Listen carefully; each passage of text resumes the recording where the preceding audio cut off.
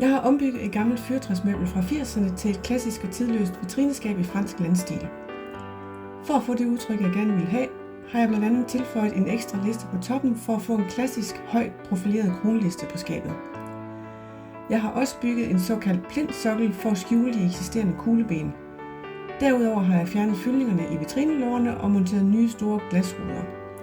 Og så er skabet blevet malet og har fået nye moderne greb, så nu skal det bare samles, og jeg glæder mig virkelig meget til at se det færdige resultat. Hvis du vil se de forudgående videoer med hele processen trin for trin, så klik på linket til hele playlisten i kommentarfeltet herunder.